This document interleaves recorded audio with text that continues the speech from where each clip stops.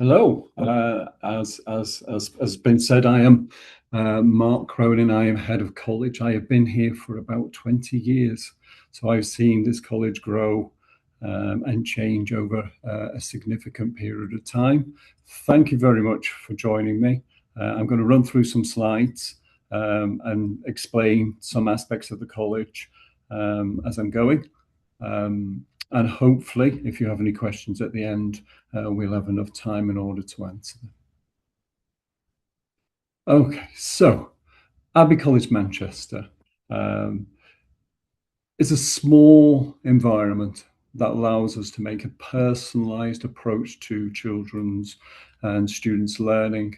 Small classes, our average class size is probably around 8 students, with a large support network of academic and pastoral staff who are all there in order to try and gain an a sense of the student in the first instance, but also how to improve them, how to get them as students to achieve the outcomes that they so desperately want. And this is all happening in pretty much the centre of Manchester. Boarding and the college itself are a few minutes apart, but are based pretty much as central to Manchester as it could possibly be, which means that you have links to the transport and you have links to art and theatre and cinemas and gyms and all of the things that usually make an urban environment so vibrant. So in that sense, it's an exciting place for a young person to be. And what we hope to provide, and I think what we do provide, is a very secure environment for students to develop that confidence and that independence. So, why Abbey College Manchester? So, this is a theme that we're going to be developing across these slides. We are a welcoming community. It's a small college, as already said. What I'd also say is that the building itself is very compact. We are in central Manchester. It is across 5 floors. Our classrooms are relatively small and compact. It allows us to get a good sense of the students very, very early on, right from induction all the way through to lesson time towards as things progress and the end of the year. What we are hoping really to do is to provide a means in which students can develop independence in order to have the skills and the knowledge that they would need to take those next steps. And it might be university, and for a lot of our students, that is the case. But it also might be employment, it might be gap year, whatever it might be. What we are hoping, and I think what we are very good at doing, is achieving a way in which students can go on with a certain degree of confidence that they have the mindset and the skill set in order to achieve what it is that they wish to do in life. We are a very flexible environment that is helped by the fact that we are compact, but it's also because we have flexible staff. Our staff largely have been here for as long as I have been here, so they have seen a lot of scenarios and they know how to get the best out of students. And we are then able to make a flexible approach to try and get the best out of you. Not every student fits the same size. And what we are very, very good at doing is finding a way to try and get the best from you. And sometimes that takes a little bit of time, but we're able to take the time because we will get to know you very, very well. Manchester itself is a world-class university city. That is completely true. There are 2 world-class universities within the city, but it's also very close to a number of other universities within commuter reach. So to the west, there is Liverpool. To the north, there is Preston and University of Lancashire. And to the east, we're very, very close to Sheffield, and we're also pretty reasonably close to Leeds and York. So there are a lot of places within a very short commuting distance in which you can access world-class university systems. But also, what it also means is that you are in a very vibrant place. There are very close to 100,000 students within Manchester. So it is a very young city. It's a very vibrant city. It is one that is very welcoming to the many, many students that it has across the world. Okay. I like to think of Abbey College Manchester as a small community with a big heart. We have roughly 170 students from across the world, and we are all hoping, as the sign says behind me, to achieve success together. In order to do that, it usually requires that both the students and the staff work as closely as possible in order to achieve that. You will, as a student, be studying alongside a kaleidoscope of different nationalities, including those from the UK. We have a sizable amount of students from the local area. But we also have a number of students from all over the world. And that makes this a very culturally diverse community, and one that you will quickly realize has enormous strength in being so. Because we are city-based, we are very close to an urban environment, and that gives students an opportunity to develop their independence and take advantage of the location. As I've already suggested, we are very close to a lot of the amenities that young people like to enjoy. We are a secure environment in which students can take those particular steps, and they do. We have students that during lunch will take advantage of the fact that within a very small distance, there are a number of cafes that they can go to and smaller supermarkets to go and get their lunch. These are things that possibly they hadn't done previously, but will become second nature very, very quickly. And an urban environment such as this gives them the chance to do that because pretty much all of those things are on our doorstep. I would also say, in terms of this, is that a city centre gives great transport links. So we are very conveniently located for the metro, which is a tram system. Piccadilly is not terribly far away. Manchester Victoria is slightly closer. We are served by at least 2 bus stations within quite walkable distance. In other words, the whole of Manchester can come to us very, very quickly, and they do. Which is just as well because we have a relatively early start, and it will require students to get themselves into college by 9 o'clock. And that is part of the independence that students will develop, the ability to get themselves in, sometimes from very diverse places. It is something that we require, and it is something that most students are fantastic at doing. We are a very student-centred college. And with a wide network of looking after student welfare. If you have noticed, I am wearing a green lanyard, and that's because I am, like many of our staff, a mental health first aid trainer. And I'm someone that you can come to, as well as other members of staff, if you have a particular problem that requires a little bit of assistance and help. That is part of the team that exists that is there to look after our students in the best way possible. We listen to our students. Not only do we listen to them, we also try and act upon what they are telling us. That is part of trying to find a student voice, but it's also part of that democratic system that we are hoping that students are going to enjoy, but also realize gives them opportunities to enable themselves further still. One of my roles within the college regards UCAS support. So I am involved in UCAS support alongside a colleague of mine called Nigel, as well as the tutor system. And quite often we start this system very early on.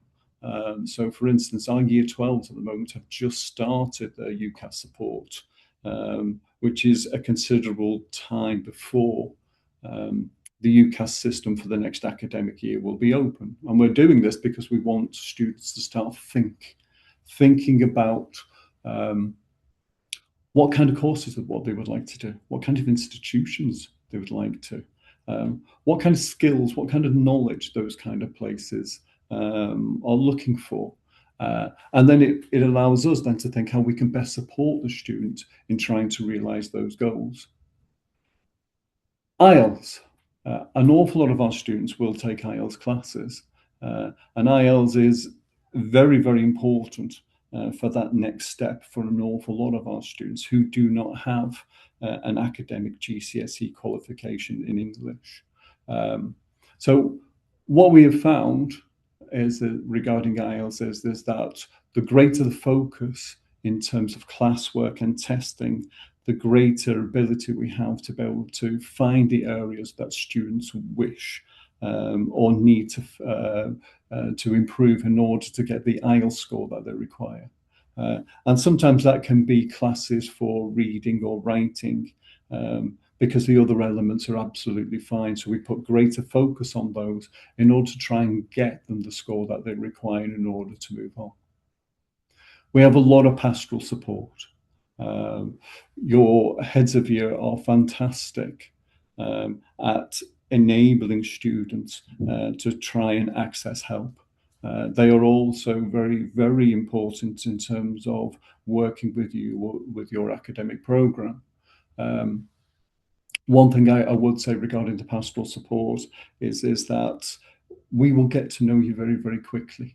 And we are aware sometimes when students are struggling a little bit, and we can provide the means in order to get you back on your feet, or to provide the means in which you can get yourself back on your feet. We offer a significant range of enrichment activities. Year 10 and 11 do have to have a period of physical activity each week, and we find that break from the classroom recharges the batteries and regains focus. For our other students, it might be that they do not take physical activity. They might do a number of other things, such as board games or Dungeons and Dragons. It might be that they wish to do some knitting. It might be that they wish to debate. There are a number of different projects that they can do across the academic year. And what we also ask is if there's something that we don't have, that maybe if you inform us, maybe there is a way in which we can staff and run that for you. We are always open to ideas that way. The curriculum. It's a very, very British curriculum. And we'll go into that in a little bit more depth in a second. But it's designed in order for students to be able to realise their academic potential, but also their academic goals. And to do that, we provide a number of programs which I'll go into in order for students to realise what it is that they have come to us for. So, our youngest program is GCSE. Most of our students will sit for 1 year. Very intensive experience. The teaching has to cover effectively 2 years worth of material that would happen in most academic environments just over 2 terms. And it provides a means in which students can get themselves a level 2 qualification within a year, which is something that a lot of our students are trying to take advantage of because it allows them to move on that little bit quicker. We do have a number of students who do take GCSEs over 2 years. That might be because their academic English needs developing in the first instance, but it also might be because they wish to have more GCSEs than the 5 to 7 subjects. So they are taking a number across both years with the idea of trying to accumulate more passes. And that can be very useful in terms of their overall applications in the future. A-level. A-level is traditionally taken over 2 years. Very intensive experience, and one that requires a great deal of development from GCSE. And to enable that, we also run a course called Success in the Sixth Form, which is something I will mention a little bit later on. So it's 2 years, and you are assessed on the accumulation of knowledge over 2 years. So you sit a series of exams after 2 years, and from that you get an A-level grade. So it accounts for roughly about 60 weeks worth of teaching. Science subjects also require that you undertake a number of lab-based practicals across both years, and we are able to do that obviously because we have a number of labs that are up on the 5th floor. We will have a small number of students that will resit A-levels because they have decided that they need to improve their grades. Now, this might be because the grade that they have, although usually is a very good pass at A-level, they require a slightly higher one in order to achieve the course that they wish to. So we have a small number of those as well, and they go into the Year 13 curriculum in the same way that our Year 13 students that were also here for the Year 12 would do. IFP is our own programme, and is slightly different. So it probably needs a little bit more of an explanation. It's usually taken over 1 year. We do have students that take it over 2, and that's usually because they combine aspects of GCSE in the first part, or at least the first year. It is a level 3 qualification, which means that you can access UK universities. We do have a number of partner universities, and they're more likely to give offers or interviews. So we have relationship with universities such as Southampton and Leeds. It's a modular system. So that means exams are pretty much taken every 8 to 9 weeks of teaching, and a score is given as a percentage. Your overall score is usually one that is worked out from 8 forms of assessment, which tend to be examinations, which usually run in December, April, and in June. 2 of those assessments for IFP are also known as key skills. And key skills has 2 key aspects: university skills and mathematics. University skills is there to provide the skills that universities require, but that you don't often get within an A-level teaching environment. So it's things like report writing and academic referencing and sourcing, things that when you move to university, you're going to have to work out how to do very, very quickly in order to meet their criteria. What university skills does is to already assess you on those skills a year before you actually need them for university. By and large, university skills is a course that students do very well on when they pay very strong attention to the advice that they are given. If you do that, then actually gaining a very, very good score in university skills is not only likely, it's pretty much a definite. So university skills, mathematics take up the final 2 aspects of IFP. We have a number of different pathways that we usually employ. We have engineering, which usually requires people to take physics, maths, possibly something like chemistry, because there's things like chemical engineering. Biomedicine, which tends to be either biology, chemistry, and maths or physics. Biomedicine, sometimes for those that want to take pharmacy, physics is actually a good subject to be taken. Business, which usually accounts for economics, maths, business as you account and accounting. Humanities, which is things like the environmental science, but also there is a bespoke humanities course which we run when needed. And the creative arts, which is things like photography, art, and textiles. So we have a very, very wide curriculum for the IFP. There's a way of achieving the score that you need, doing the subjects by and large that you wish to do. It is up to us and it is up to the students then to try and find a way in which we can communicate to universities that what you have chosen is applicable for the course that you wish to do.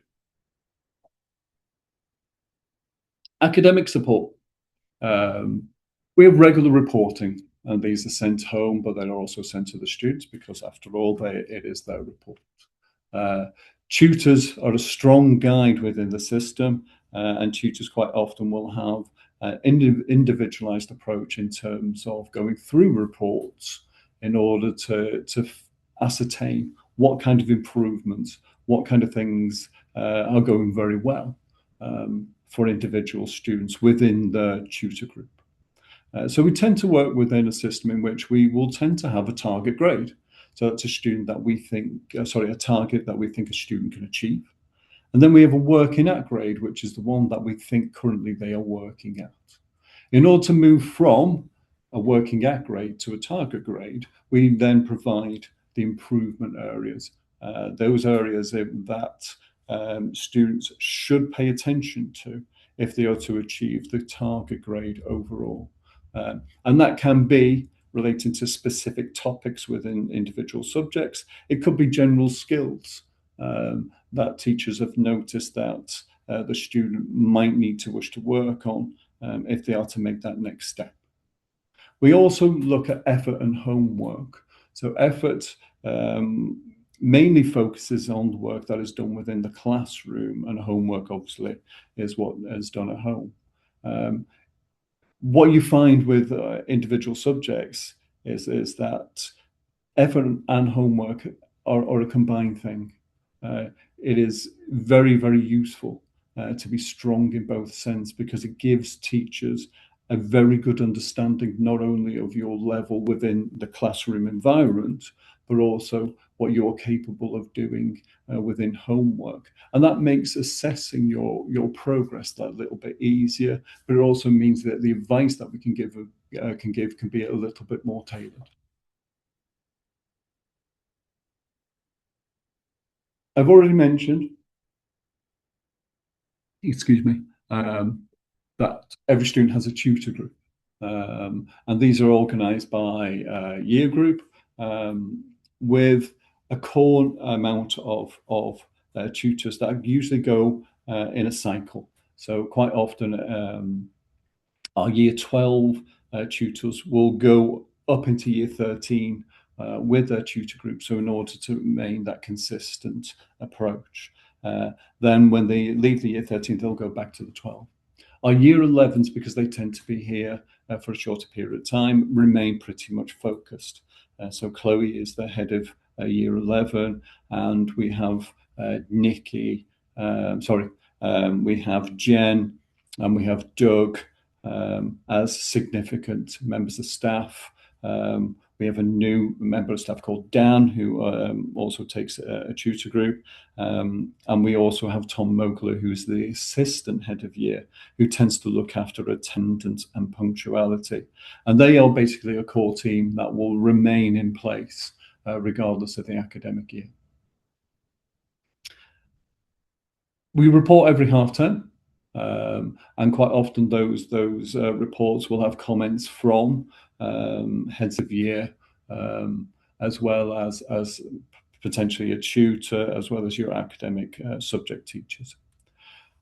In order for students to progress from year 11 to 12, we made the decision a number of years ago to provide a platform for that to happen. And the reason why that is that the difference between a GCSE level and A level is quite vast. And students that have the knowledge and the skills to make that jump don't always do so, because they don't have some of the other skills necessary in order to make the workload more manageable. So success in the sixth form was a system that we brought in order to allow more students to feel comfortable with A level far more earlier than they had previously. So part of success of the sixth form is about developing that independent approach, understanding that the study time that you have is actually very important, and that passive study, in effect, makes life harder for you. That the study that you do independently should be focused, and should be with an attainment goal in mind. And in doing that, you actually make the ability for you to maximize your time much easier. And in doing that, that also means that you're more likely to manage what is quite an extensive workload when you're doing A level, which tends to be 3 significant subjects. We have timetabled supervised study sessions. What that is very, very useful is that you can be, and quite often would be, in the study in which there is an allocated member of staff. And that allocated member of staff is able then to give you focus support in the subject area that you wish to. And that happens across the whole year. So we tend to try and target particular times of the day for particular students in terms of the study so that they can maximize the help that they can possibly get.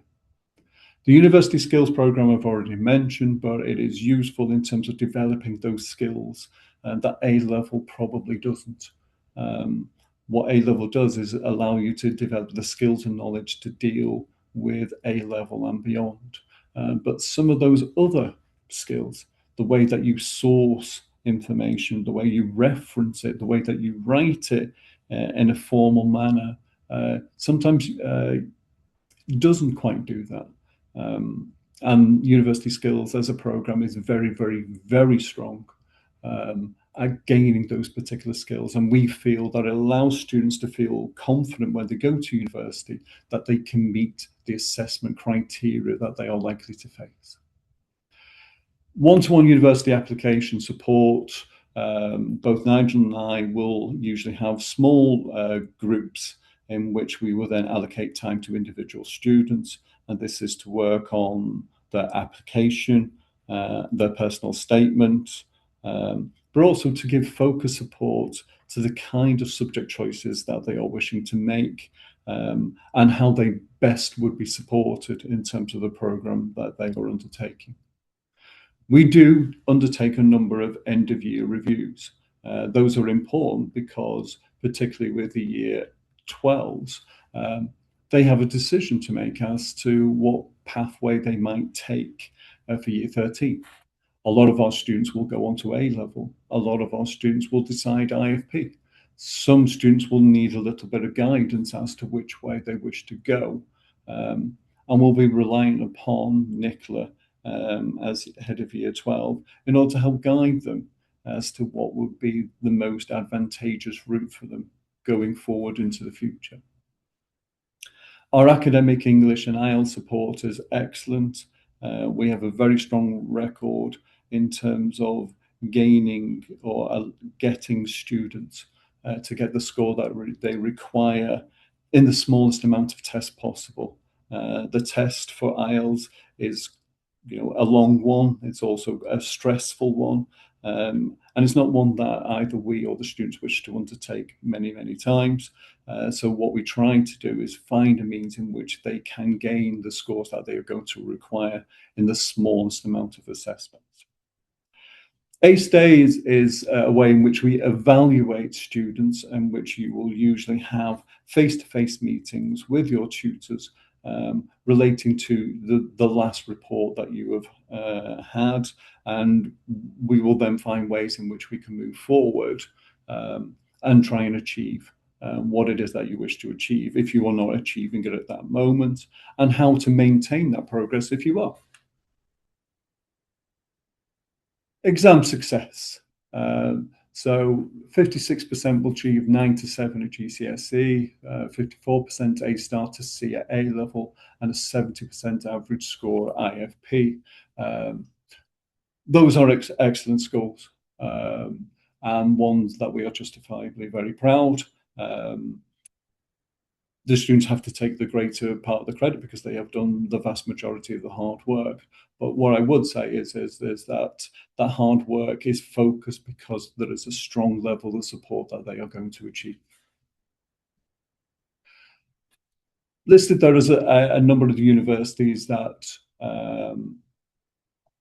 we have had students enter in the last 4 to 5 years. As you can see, it is a very, very strong list. I think we are going to have a very good year this year. We have a number of candidates that are going to gain offers and hopefully will gain places to study dentistry and veterinary science. And those are two subjects that we've only had small numbers in the last 4 to 5 years. So we are very confident that this list, as strong as it looks now, will look stronger in 2026.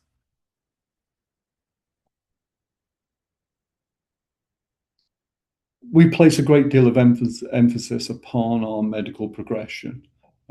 We have a number of students, excuse me, who wish to follow a medical profession. It is highly competitive, as you can well understand.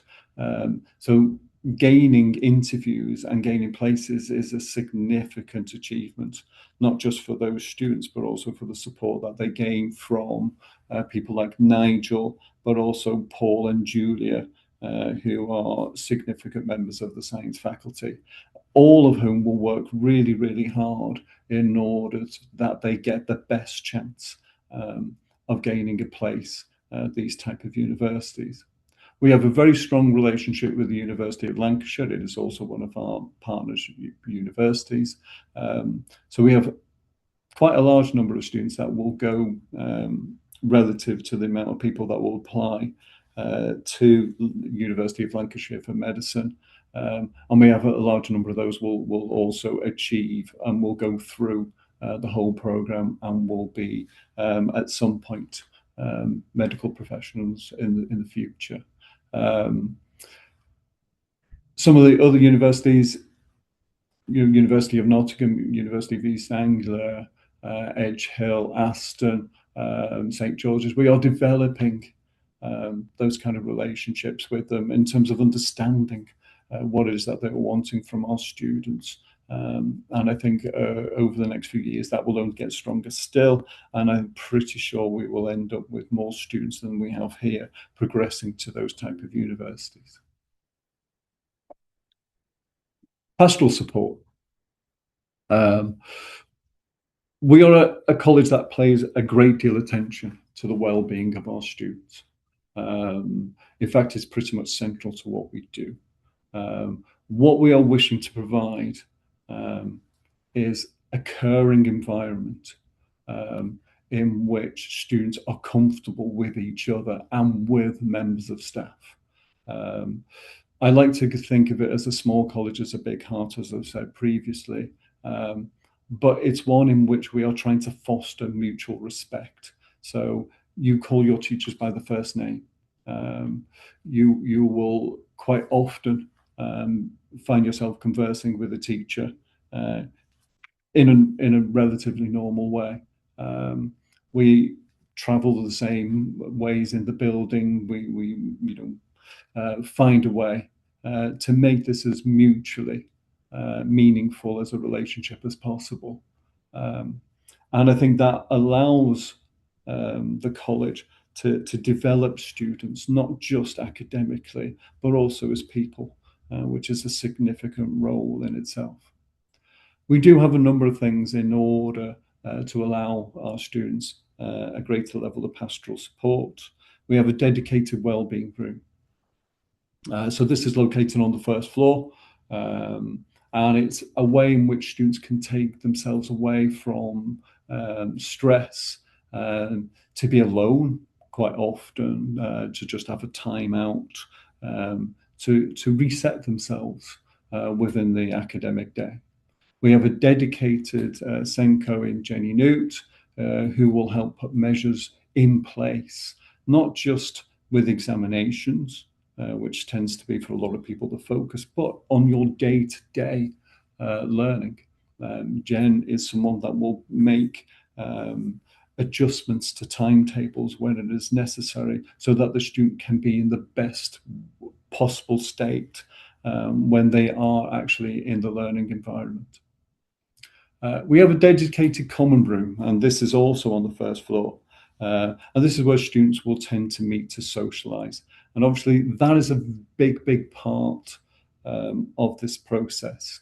Part of the learning that you will do within the academic environment is significant in terms of your overall future. But the learning that you are doing from each other as students and the way that you socialise and talk with what is a very diverse array of cultures is also a significant learning experience, and one that our students seem to embrace and move on from when they go on to other institutions in the future.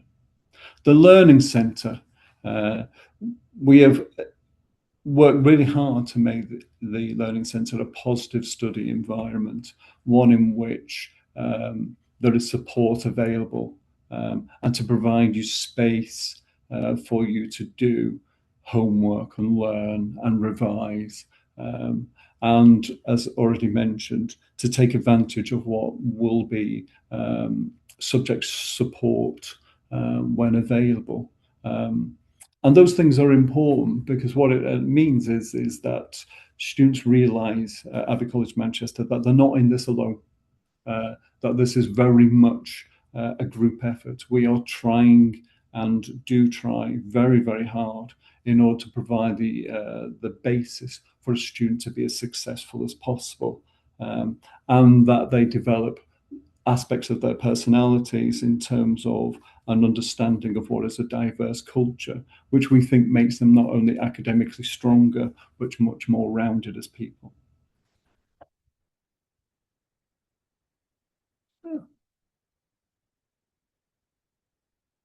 Student trips.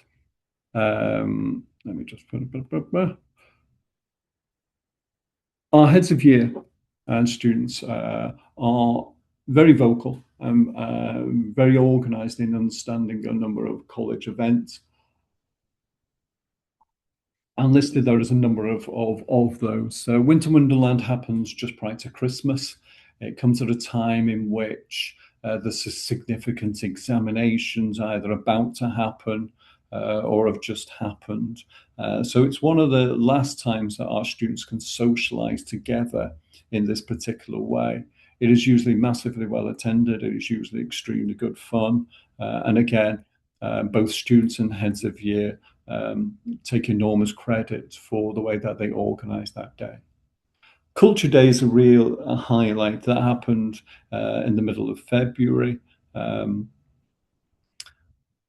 What is wonderful about Culture Day is that it allows our students to celebrate their culture in the way that feels special to them. And it allows the college and community to learn and appreciate that culture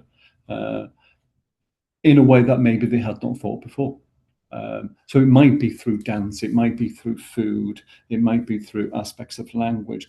Our students decide for themselves which aspects of the culture they wish to demonstrate. And in doing so, it allows us as viewers to appreciate it in a way that usually we had not thought before. And that's a highly valuable thing in any environment. The way that the college comes together for this particular event and the way that students move around the various rooms that have cultural events going on is highly prized and one that we are justly very proud of. And the students themselves are the starring role, because it is usually the students that have taken the initiative in order how they wished this event to run. All we try and do is to facilitate. And I have to say, once again, the heads of year are extremely good in that way. The Year 13 graduation celebration allows the Year 13s to celebrate the achievements across the year, just as students are on the cusp of their major final examinations. And it's an opportunity, quite often the very last opportunity, in which students are going to be able to give support and praise for each other. We also have very similar events for the year 11 and the year 13, sorry, 12s. But the year 13 is a significant one because they are going on to a new phase. They are more likely to be going to universities in the months to follow. Random Acts of Kindness is a superb initiative, and it's one that is largely enabled by Nicola Lees-Bruce, and it allows students and staff to show appreciation and to give notice of aspects of kindness that they have noticed across the college. And it can be a very heartwarming experience, both to give notice to someone who maybe had not thought that they had acted in a particular way, because that's just the way that they are, and also to get notice of maybe an act that you had undertaken, which other people had taken to be a kind one. And it's one in which mutually we can show an appreciation for the many, many acts of kindness that happen across any given day and any given time that most of us don't notice, but that other people have noticed. And it gives a chance for us to appreciate in that way. Students also get the opportunity to support different charities. This year we had a charity competition based really upon the competition called the Dragon's Den. So students competed for their charity ideas to a panel of judges, and the best plans were selected. It did lead to one of our teachers having his rather substantial beard cut, and calendars were then made. You can debate for yourself whether it's merchandise or art. I go that it was more artful myself. But what it did allow us was to make quite a sizable amount of money for the charity of their choice. And there is just a quick example of some of the student trips and events that we run. So the top left, we have a university day. To the right there, we have some photographs of Culture Day. So that is traditional dress, as well as some of the food that is available. And then in the bottom there, we have festive evenings. So there's a number of carol singers.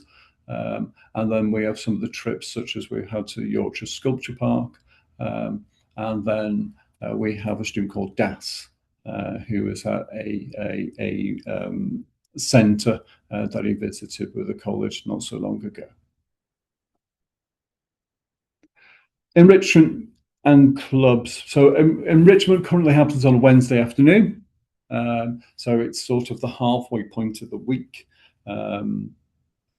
As indicated before, year 10s and 11s do have to take a period of physical activity, and that currently is during enrichment, but we might be changing that by next year. So follow this news. But for our other students, there's a high number of sporting and non-sporting enrichment activities in which they can take charge of. So we have football, basketball, yoga, and badminton.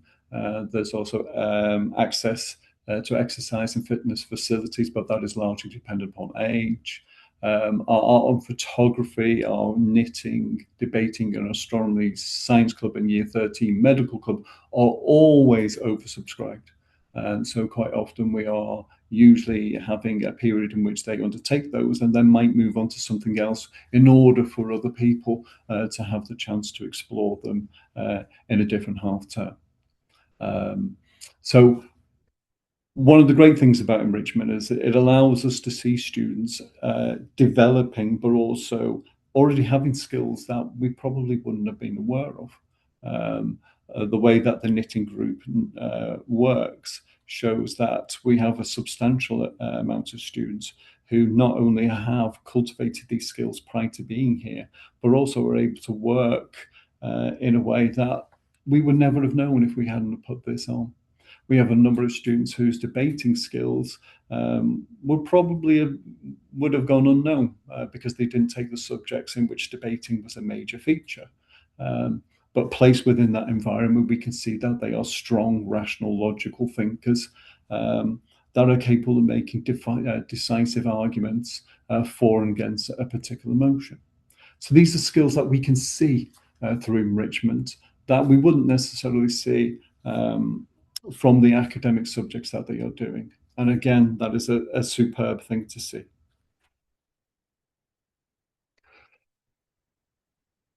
Art.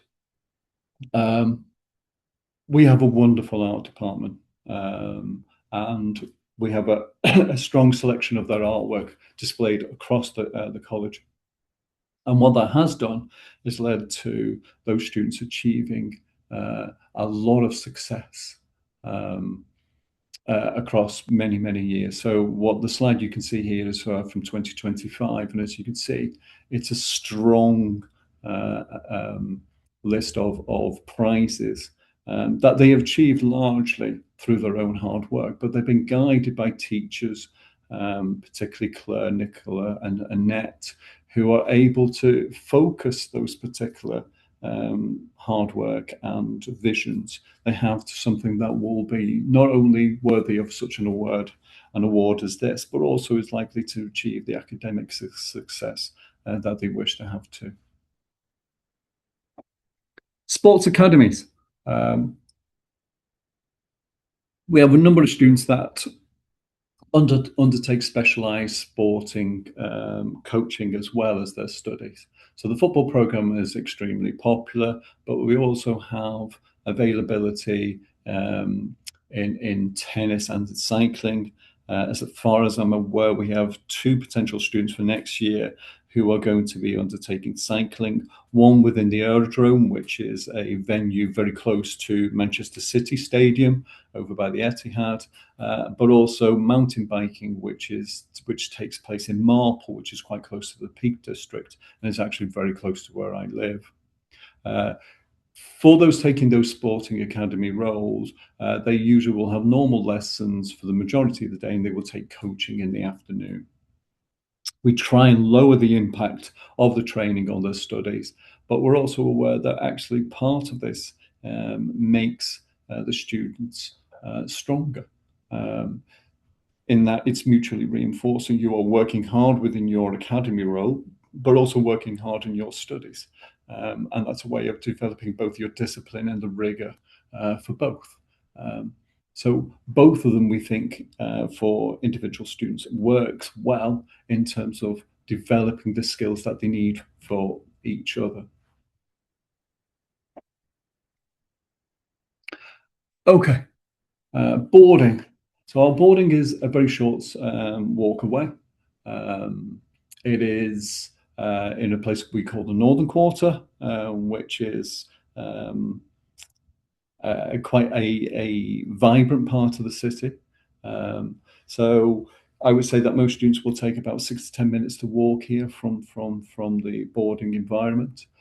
We have living house parent or in-house parents whose role it is to look after the children on their floor. So each house parent is assigned a floor, and each floor is divided into 2 wings.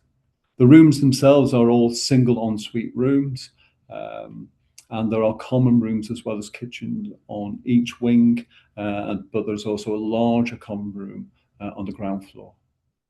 It's a secure environment. You cannot access the building from outside unless you get permission from inside. So that allows us to have a very, very secure environment in which it is only our students that are allowed to gain access to the building.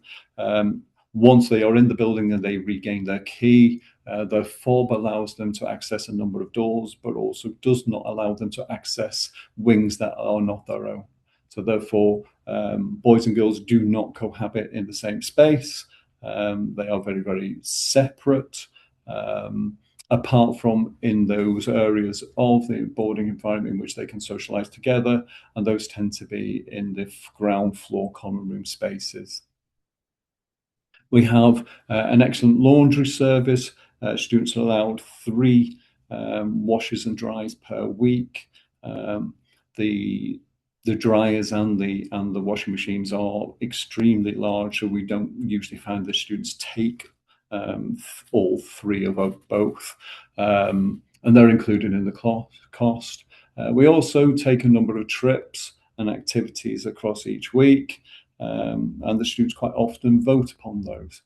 So during half term, they voted on films that they wish to watch, but also trips that they wish to take on in the future. We do have a small number of students that live with a host family.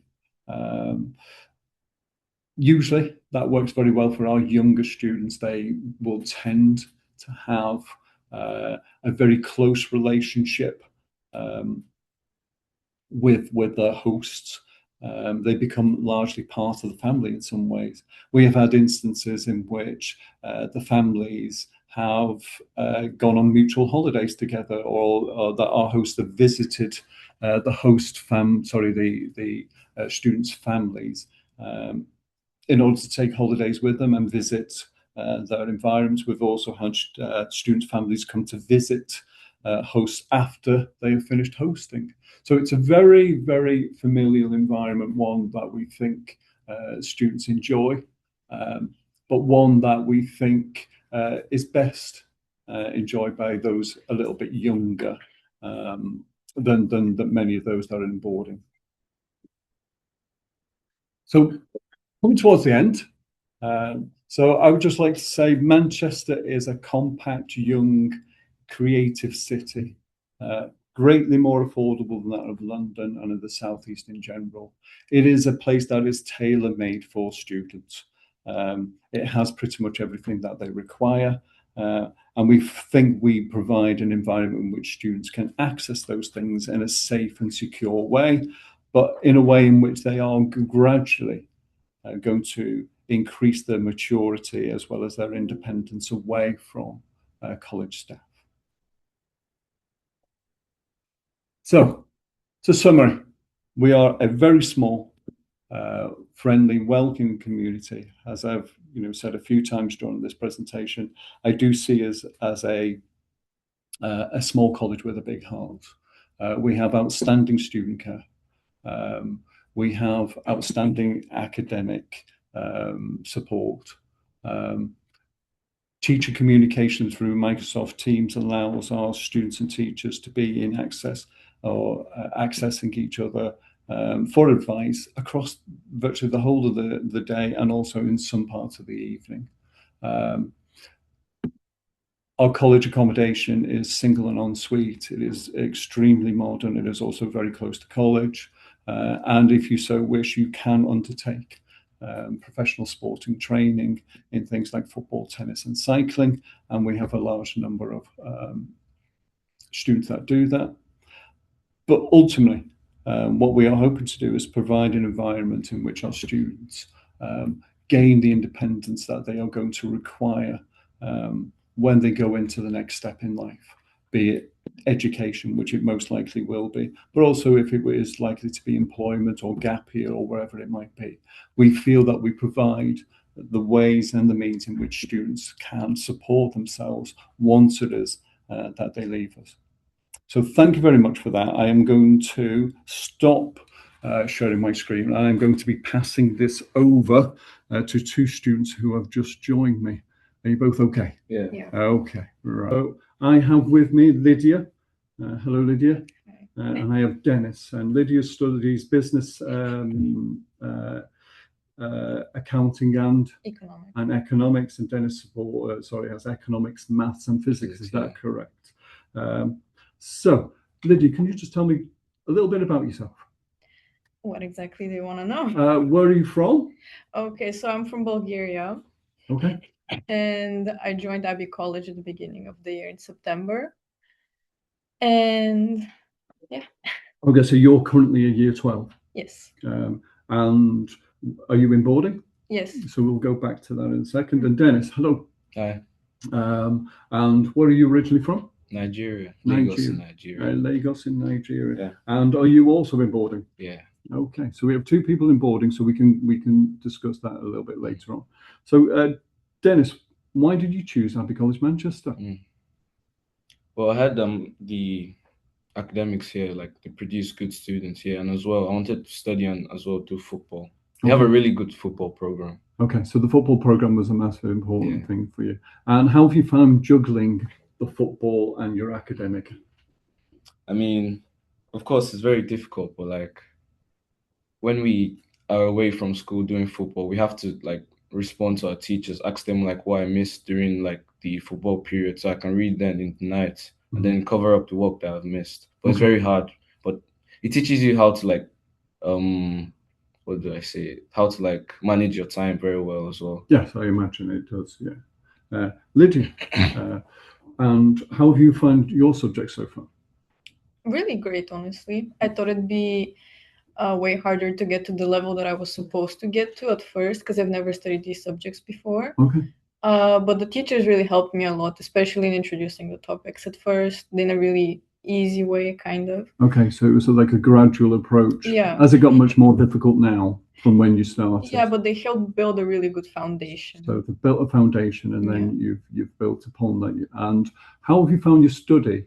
How have you found your study within college, first we'll say? So where is it that you do study?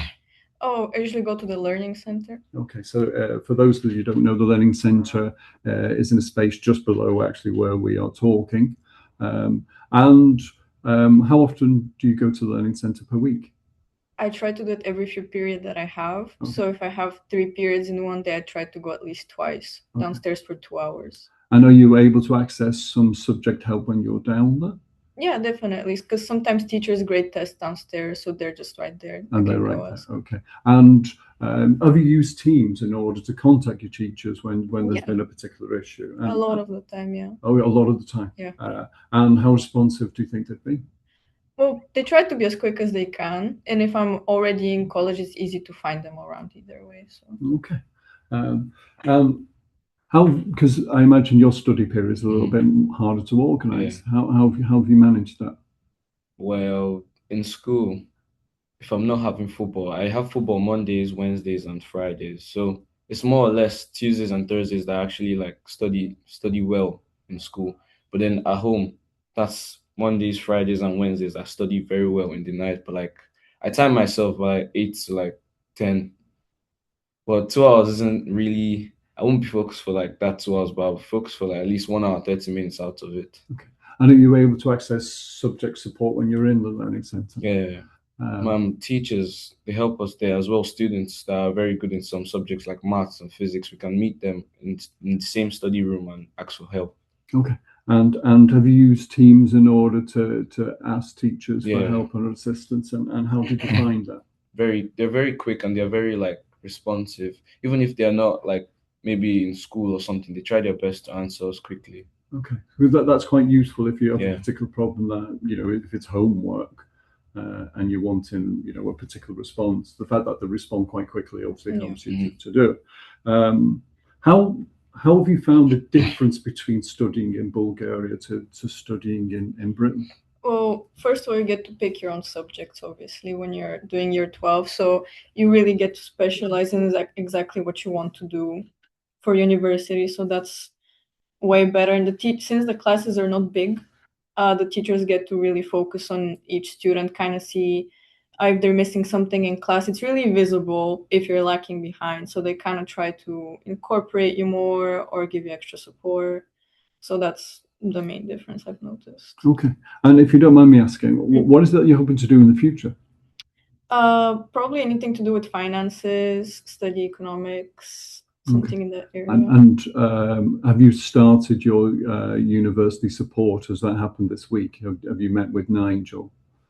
Nigel, I think he came in the success classes pretty recently, so we discussed it. So we've started the process of thinking about it. And have you thought about which universities you would like to go to? Yeah. Okay. So you can start the research now. Yeah.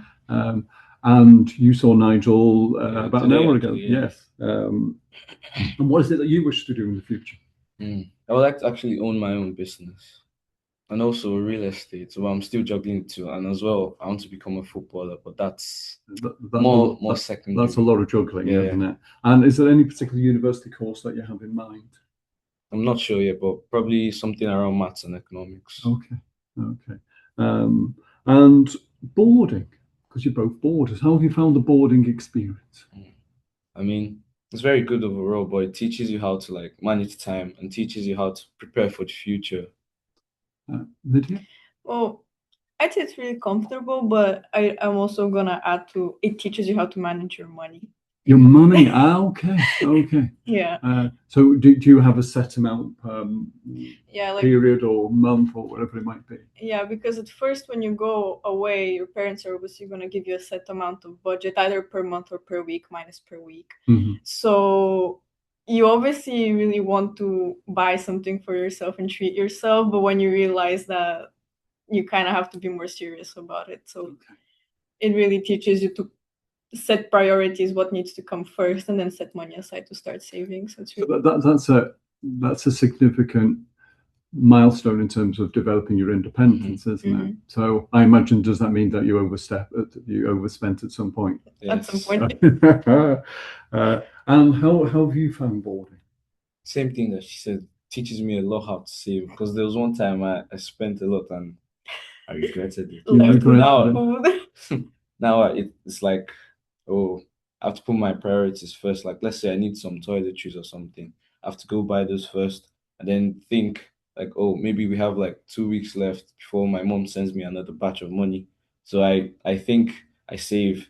And then maybe when she sends it, I can go buy like whatever I want for myself. Okay.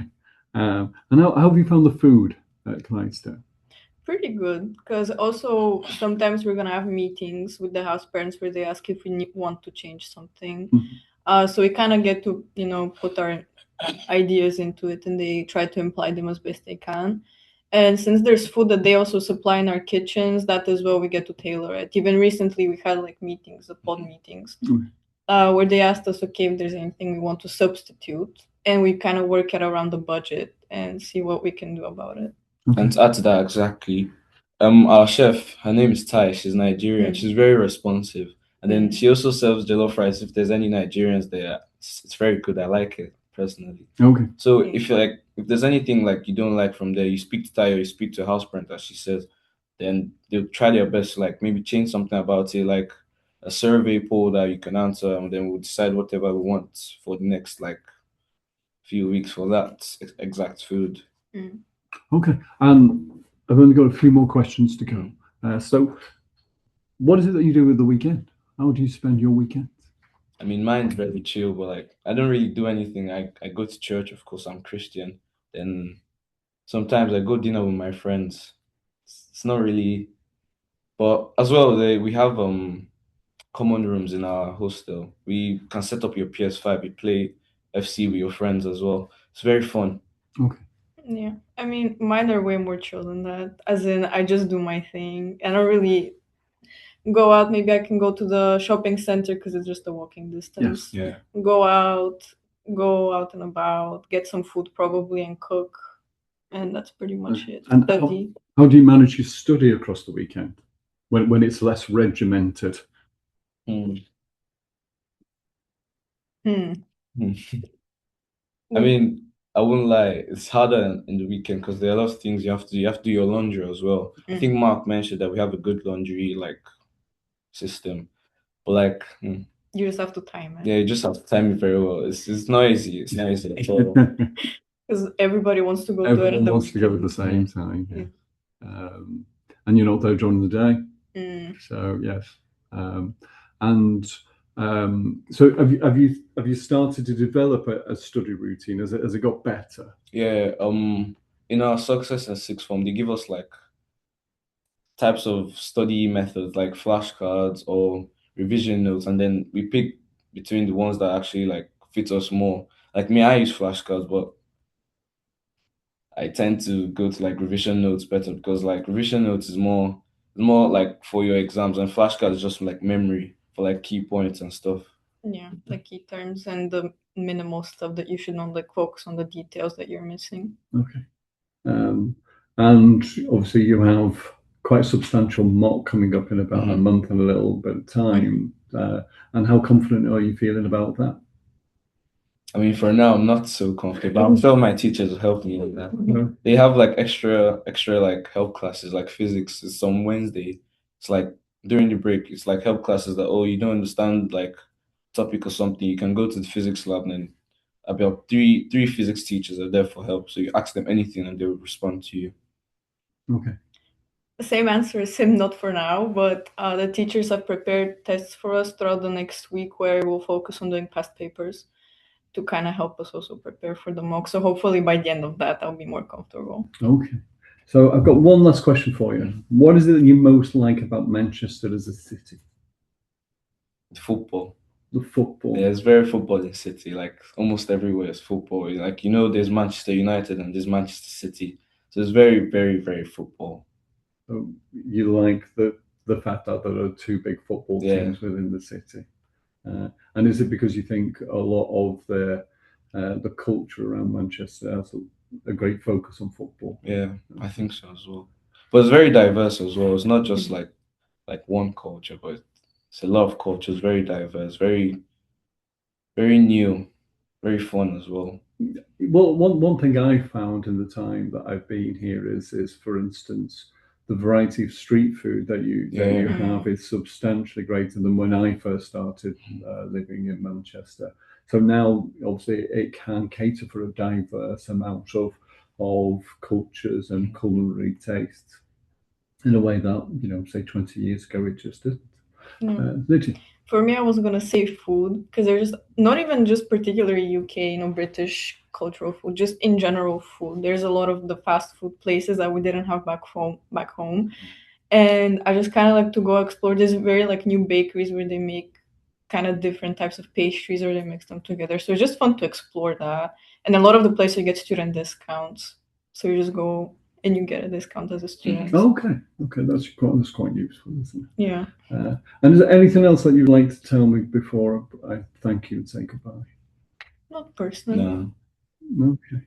Well, I'm going to turn the camera around now, but thank you very much, both of you. Bit of a jolt there. I'm going to say goodbye. So thank you very, very much for listening and viewing.